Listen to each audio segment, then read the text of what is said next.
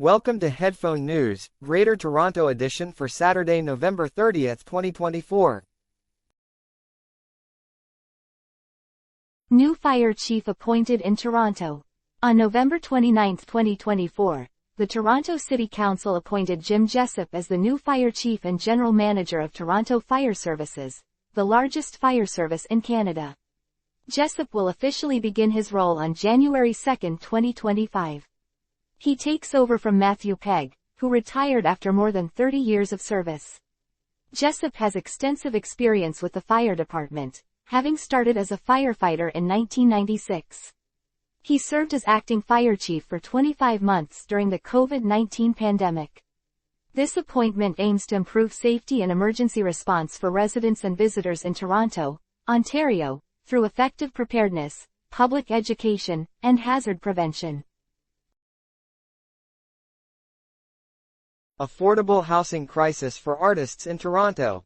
Toronto, Ontario, is facing a significant affordable housing crisis that greatly affects many artists. Musicians and performers are struggling to find stable homes, with some waiting over 10 years for affordable options. Many housing cooperatives have closed their waitlists due to high demand. The Lakeshore Village Artists Co-op has only 94 units and has recently stopped accepting new applications. The Performing Arts Lodges in Toronto, which has 205 units, reports wait times of 5 to 8 years for applicants. The average income for artists in Toronto is below $45,000, making it difficult to afford housing. Artists contribute about $12 billion each year to the city's economy, highlighting their importance to Toronto's cultural scene. Recently, the City of Toronto opened 26 new homes at the Riverdale Co-op, with 5 units specifically reserved for artists. However, hundreds of applications were submitted for these limited spaces. Local councillor Paula Fletcher is pushing for more affordable housing options, especially in areas that support the film industry. This ongoing housing crisis poses a serious threat to the vibrant arts community in Toronto. Funding secured for new subway trains in Toronto. The Toronto Transit Commission has secured funding for 55 new subway trains for the Bloor-Danforth line, with a total project cost of $2.3 billion Canadian dollars. Each level of government, including federal, provincial, and municipal, will contribute $758 million Canadian dollars. This funding is part of a larger investment plan, with the City of Toronto expected to receive $1.2 billion Canadian dollars over the next 10 years for public transit improvements. The current fleet of 61 trains is aging and requires replacement. The new trains will enhance safety and reliability for commuters. If orders are placed by March 2025, the first new trains could be operational by 2030. Toronto community addresses antisemitism concerns. On November 28, 2024, a summit was held in Toronto, Ontario, Canada, to address the rising antisemitism in the community. Mayor Chow spoke at the event, where attendees voiced their frustration over the city's response to hate crimes. A community member named Yaron interrupted the mayor, questioning what actions were being taken to protect the Jewish community. His daughter, Healy, shared her experiences with anti-Semitic language at her school. The summit aimed to amplify the voices of those affected by hate and to call for immediate action. This rise in antisemitism follows the October 7, 2023, attacks on Israel by Hamas, which have resulted in an increase in hate crimes in Toronto. TD Bank hires new vice president for compliance. TD Bank, based in Toronto, Ontario, Canada, has hired Georgia Stavridis as vice president of financial crimes risk management. This new role is designed to improve the bank's compliance efforts. Stavridis previously worked as the Chief Compliance Officer for HSBC Bank Canada. Earlier this year, Royal Bank of Canada acquired HSBC's domestic unit for $10 billion. Recently, TD Bank faced legal issues, including a guilty plea for violating U.S. money laundering laws, which resulted in penalties over $3 billion. The appointment of Stavridis aims to enhance TD Bank's strategy and performance in managing financial risks.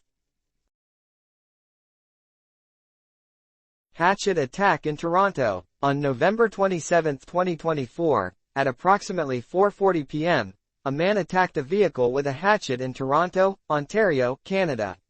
The suspect approached the parked car and struck it multiple times while yelling at the driver. The reason behind this violent incident is still unclear. After the attack, the suspect fled the scene. Police are currently investigating the event. This incident raises concerns about safety in urban areas and emphasizes the importance of community awareness. Canada Post strike delays wedding flowers in Ontario. A bride-to-be in Midland, Ontario, faces a major setback as a national strike by Canada Post delays her wedding flowers. Catherine, scheduled to marry on December 7, was supposed to receive her artificial flowers on November 13.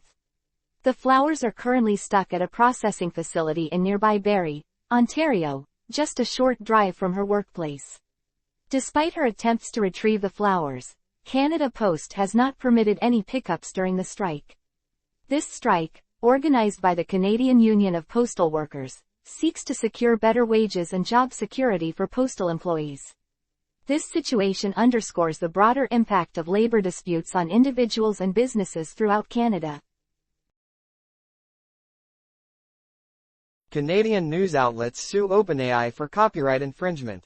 A group of Canadian news organizations has filed a lawsuit against OpenAI, the creator of ChatGPT.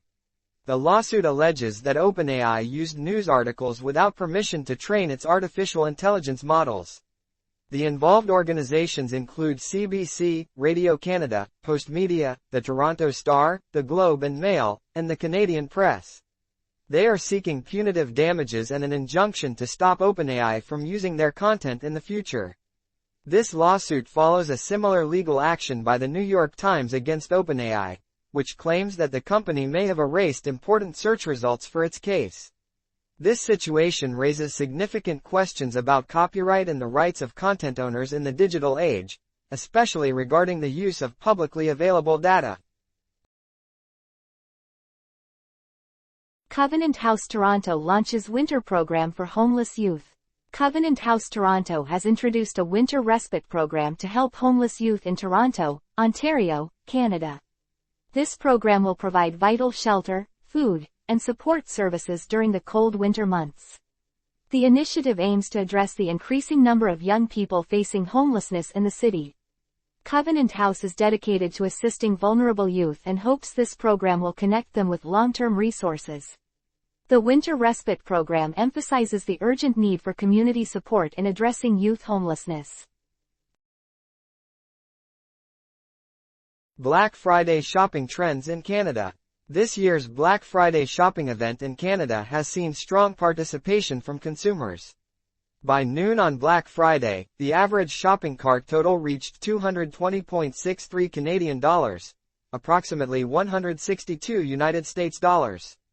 This figure marks an increase from last year's average of $172.80 Canadian dollars, or about 127 United States dollars.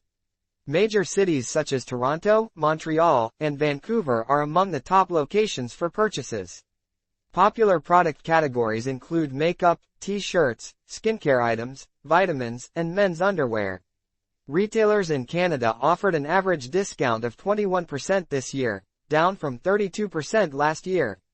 The Retail Council of Canada expects the average shopper to spend around 972 Canadian dollars, which is about 720 United States dollars, on holiday shopping this season.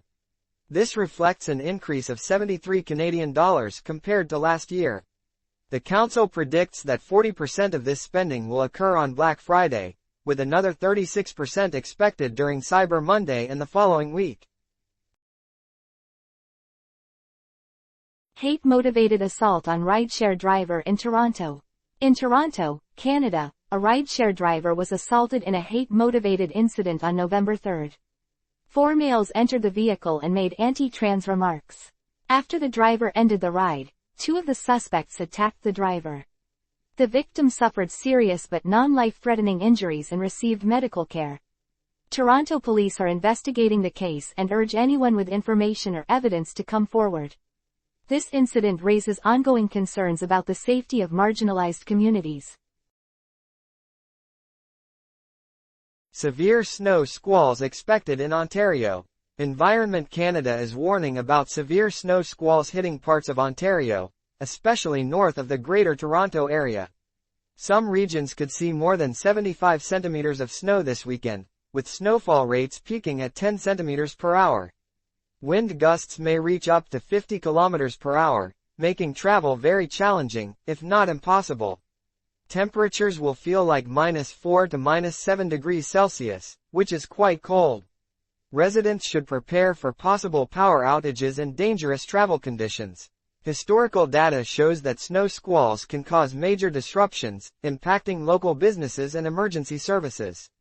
It's crucial to stay informed and ready during this weather event. That is all the news for today. Thank you for listening to today's Headphone News. News summary brought to you by AI.